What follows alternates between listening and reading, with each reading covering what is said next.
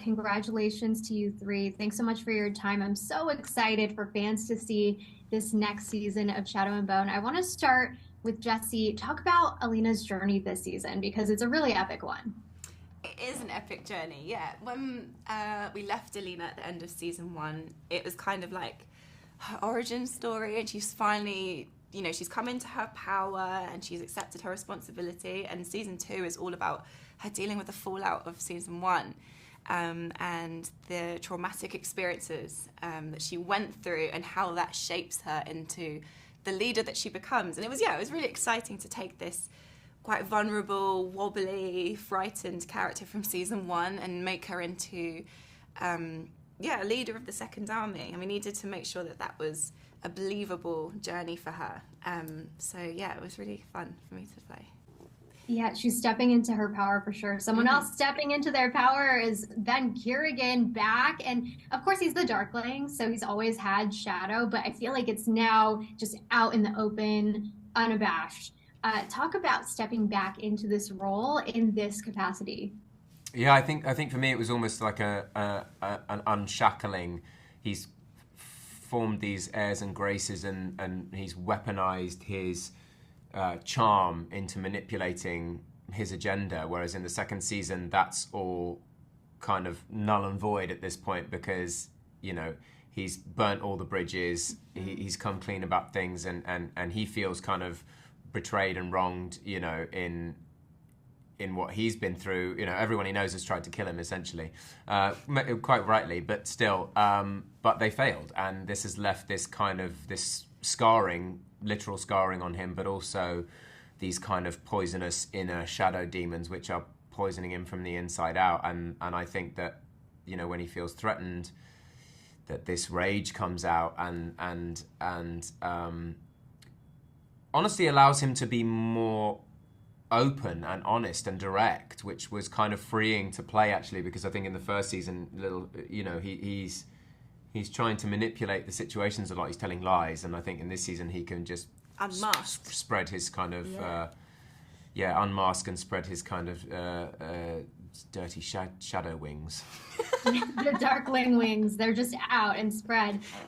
Daisy, you're also coming head to head with a lot of these shadow monsters. I want to talk about what it was like. Walk us through filming with this crew on these sets, and also not just like the attention to detail in this world physically, but working with green screen for a lot of these monsters. Yes, and tennis balls. Oh. There was a lot of looking terrified at tennis balls waving on sticks. Or poor stuntmen in like green morph suits. Yeah. I mean, I embrace the challenge of having to suspend my own disbelief, and it's a lot of fun. I mean, the set designs and the costumes and the props, the arts department, they do such an incredible job of creating these worlds. So on set, you're so in it. But obviously, CGI is a huge part of the show, which comes in afterwards. But I it's always fun. It's like our imagination really is limitless, and I think this really proves that. And playing with this, it kind of just takes us back to as kids, playing make-believe. It so is that, yeah. Yeah, and you can see all of the trust between all of you in this cast on screen, so it really translates well. Congratulations again on this season. Looking forward to fans getting to see it. Thank you so much. Thank you so much. Thanks, guys. Bye. Bye. Bien, Scott. Meow. Congrats to all of you. You're all new to the Grishaverse, to Shadow and Bone this season. I'm so excited to talk with you. I want to start with Patrick. There are so many fans of these novels. Did that add any pressure for your portrayal this season? I mean, yeah, definitely. Yeah, I can't lie. I mean, I read the books and I was such a fan of it as well, and such a fan of those characters and of Nikolai and Sir Mons, so pressure was real, not gonna lie. Mm-hmm. But these guys were all so lovely, and everyone was so cool, so they made it easy. We got your back. I love your guys' group this season, especially. I feel like it adds a totally different layer to this world. And I want to ask you, it must be incredible as an actor to work on these sets because there's so much attention to detail. But then at the same time, I want to know what it's like to work in these locations while also having to imagine so much and fill in the blanks with green screen too. Wow. Yeah, it's amazing how much of the work is done for us. Like stepping onto those sets was just incredible, you know, and seeing the level of detail, so that actually that little extra step that you have to do with your own imagination is it's so much simpler, because you're like, yeah, the trappings are all here, you know, I'm on a boat, I'm dressed to the nines, and I'm ready to go. Yeah, I can imagine some Volcra for sure.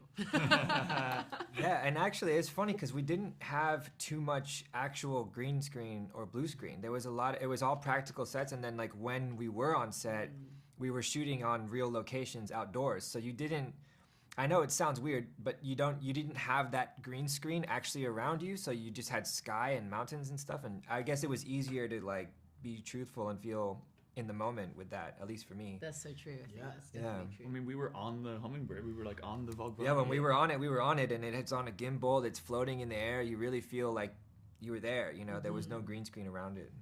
Very little, I should say. I was wondering if you could also talk about the trust in this group. I want to ask you about these fight sequences in just a bit. You have a lot of fans in the green room. Journalists were talking about your martial arts work, but really quickly, talk about the trust that exists between all of you in your immediate little pod that's working together, but also just this cast generally, especially when you're working with things like green screen. Yeah, I mean, super important to trust the people that you're working with. That's first and foremost, like the bottom line.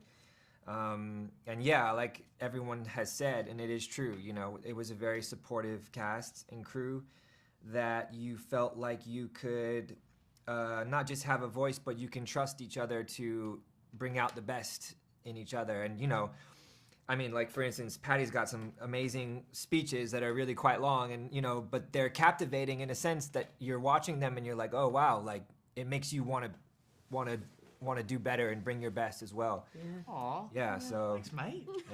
at least that's, you know, that's what we tell him. I love that. And then again, this is for Lewis, but all of you feel free to chime in. I just have about a minute left here. The fight sequences in this are incredible. Some of them, you know, against these monsters, these fantastic beasts. What was it like to nail a lot of that fight scene choreography? What was the most challenging thing? Well, it wasn't challenging as much as it was fun. I enjoy those type of challenges, and like getting to work with Anna and doing this kind of like back-to-back twin fight scenes where we're moving and working off of each other in, you know, in synchronicity. That was something that I haven't done before. That was really great, and she was amazing. I mean, to work with Lewis on something like this, it was absolutely dreamy, and I learned so much from you. So it was amazing. And yeah, like the trust really comes in there, doesn't it? Because in that sense, you are working with monsters that aren't there, and you're working with another person and really trusting that we're all going to kind of make it look good. And the stunt team also amazing. So yeah, it was a really great learning curve for me. Amazing to see all of your faces in a tiny screen in one room. Thank you so much for your time. I want to start with Freddie, Amita, Kit, and talk about the Crows, the trio, for just a moment, because it's interesting. These characters, they're criminals, they're dangerous, they're skilled, but there's so much to love about them as well, and fans love these characters. Why do you think that is?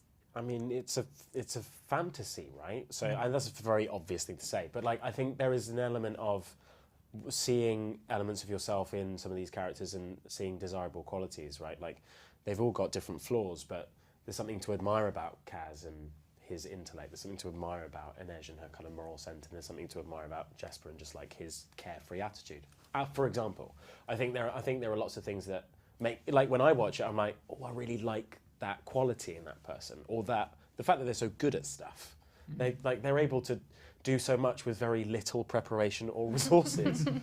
And the fact that they make mistakes. Yeah. They're so human. You know, they are kind of the best gunslinger in Ketterdam, and you know, this incredible acrobat and sort of one of the sharpest minds. But they make really stupid mistakes as well, and you know, which makes them very human, immediately makes you connect to them. Amita, I also want to talk with you because you all have these really great fight sequences, but what was the most challenging thing and rewarding thing for you to execute these? Because you guys do it so well. Thank you. I think the most challenging thing was like I'm I'm not an intimidating person, so trying to find that fighter mindset, because all the physicality stuff is really, really wonderful when you just have the best people teaching you, and our stunt team, you know, they were absolutely incredible. So that's something that you can, you know, with practice that will just come to you. But it's more like the mindset of attack, and finding that intimidation and finding that power. And specifically in the fight scenes with Mogan's, it was, what was so nice to do is in the first fight scene he wins, and then in the second one with the help of Kaz, it was she comes in with this complete utter confidence, and she's not afraid to kill. I mean, she's never, so that was what was fun, but it just took like a different switch in my mind to kind of kill someone. She found it. Danielle and Jack, you're joining this crew as well. What was it like to work seamlessly with this team? Because it feels like you guys have all been friends for a long time. At least the chemistry translates on screen. Oh, that's nice. Because it does feel like that. Like, I feel like it feels like we've been friends for years. Yeah. Yeah, and I think it's intimidating at first because, as well as watching season 1 and being such a huge fan of everyone's work here, you don't want to disrupt that energy. You don't want to be the person who comes in and disrupts whatever was working. But I think it's so much about collaboration. It's so much about trust, and I think that's a really easy thing to do when you're welcomed in by such a kind cast, and we all sort of really were supporting each other and enjoying seeing each other work. So, yeah. Yeah, I would agree. I think like any chemistry that we have on screen kind of is only speaks to the chemistry and love that we have for each other off screen, and I think like that was obviously built over time. I even remember my first voice notes to Jack when he was like in the airport flying to Budapest. I was like, "Hey, I'm Danielle, like how are you?" And even like through that, like we've all made such an effort with each other outside, and I think that is can only help like building the ensemble then in the show. Yeah. Alina, don't want to miss you. I've like 10 seconds left. What was it like to work on these incredible sets? You're in all of them, nature, intimate settings, like these big ones with a lot of extras. What was that like? It's a serious blessing. It's a thrill. I love the physical nature of it. I like the rawness, and as an actor, I'd like to imagine myself as prioritizing that and to be a rugged kind of get your hands dirty kind of artist. So that's been. It's been just a real thrill, and I love the brutality of the story. And when you're acting a scene in the middle of Hellgate, and there's hundreds of people watching and cheering, and it's a fight scene in the dirt, it's pretty exciting. So yeah, I loved every second of it.